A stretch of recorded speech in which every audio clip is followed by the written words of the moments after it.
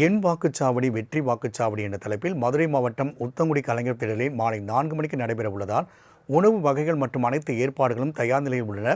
இதுகுறித்து எமது செய்தியாளர் மதிவாணன் வழங்கும் விரிவான தகவலை தற்போது கேட்கலாம். மதிவாணன், கள தகவலை பதிவிடலாம். வணக்கம் ராம்குமார்.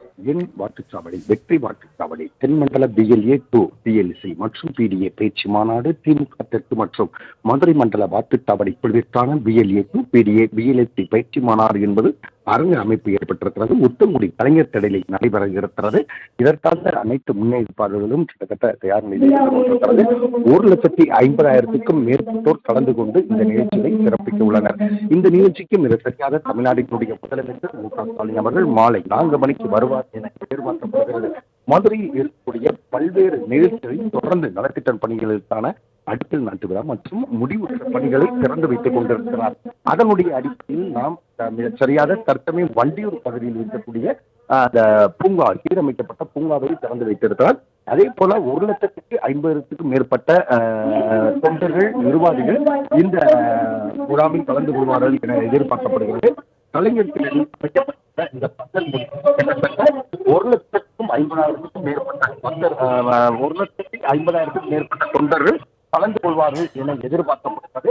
அவர்களுக்கான இருக்கைகள் மற்றும் அதே சமயம் உணவுகள் அனைத்தும் தயார் நிலையில் இருந்து கொண்டிருக்கிறது. ஒவ்வொரு பைகள் என்பது தொண்டர்களுக்கு கொடுக்கப்பட்டு அந்த பைகளில் கட்சியினுடைய துண்டு மற்றும் அதே போல பிரியாணி உள்ளிட்ட பல்வேறு உணவுகளும் தயார் நிலையில் இருந்து கொண்டிருக்கிறது. மிகப்பெரிய கூட்டம் வரும் என்கிற காரணத்தினால் எந்தவித அசம்பாவிதமும் ஏற்படாத வண்ணம் தடுப்பு வேலைகள் அமைக்கப்பட்டு குடிநீர் உள்ளிட்ட கழிவுநீர் வசதிகள் அனைத்தும் தயார் நிலையில் இருந்து கொண்டிருக்கிறது. மிக தெரியாத மாலை 4 மணிக்கு முதலமைச்சரை பொறுத்தவரையில் இந்த விழா மேடைக்கு வருகையிலிருந்து பல்வேறு எழுச்சி உரைகளை ஆற்ற இருக்கிறார். 1,50,000க்கும் மேற்பட்ட தொண்டர்கள் முதலமைச்சர் என்னென்ன விதமான உரைகளை ஆற்றவிருக்குவார் என்ற எதிர்பார்ப்போடு காத்துக் கொண்டிருக்கின்றனர். நிகழ்ச்சிக்கான அனைத்து ஏற்பாடுகளையும் வணிகவரித்துறை மற்றும் பத்திரப்பதிவுத்துறை அமைச்சர் செய்து இருக்கிறார்.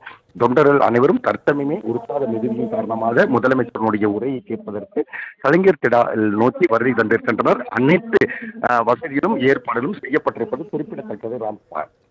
மதிவாணன், தகவலுக்கு நன்றி.